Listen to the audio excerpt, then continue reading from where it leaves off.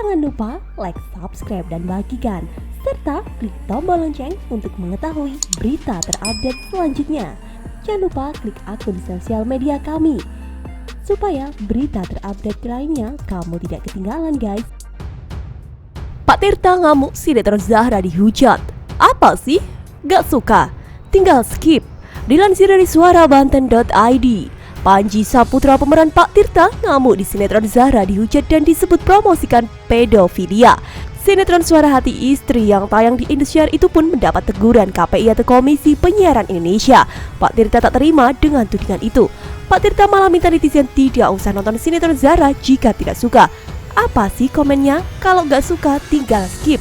Susah amat, padahal belum nonton dari awal. Kalau dari awal pasti lu pada baper, yakin gue, tulis dia di Instagram Selasa kemarin.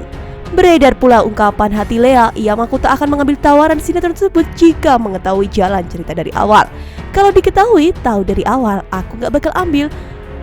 Kayak aku datang langsung disuruh ketemu produser, usahanya langsung syuting. Haha, Manula juga gak bisa, tulis Lea. Akhirnya Indosiar ganti Lea tak lagi perankan Zahra di sinetron Zahra atau sinetron Suara Hati Istri. Sinetron Zahra dikecamkan karena istri ketiga diperankan anak berusia 15 tahun yaitu Lea. Bahkan ada tudingan sinetron Zahra promosikan pedofilia. Keputusan itu diungkapkan Wakil Ketua KPI Pusat Mulyo Hadi Purnomo dalam pernyataan persnya pada Rabu 2 Juni 2021. Indosiar menerima semua masukan dan akan segera mengganti pemeran dalam 3 episode mendatang pada sinetron tersebut, kata Mulyo Hadi Purnomo.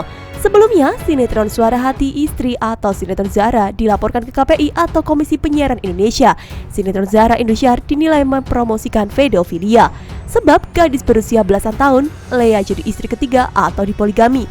Bukan hanya status pernikahannya, sinetron itu juga dikecam lantaran adegan suami istri yang ditampilkan. Judul malam pertama Zahra dan Pak Tirta, istri pertama dan kedua panas, serta Sarah hamil. Pak Tirta dan Zahra semakin mesra yang menjadi sorotan warganet di media sosial. Bahkan yang mengadukan persoalan ini ke Komisi Penyiaran Indonesia atau KPI. Salah satu poin aduan, sinetron tersebut dinilai mengampanyekan pedofilia. Aduan romantisasi grooming pedofilia, pemeran di bawah umur berperan sebagai istri dan adegan kurang pantas.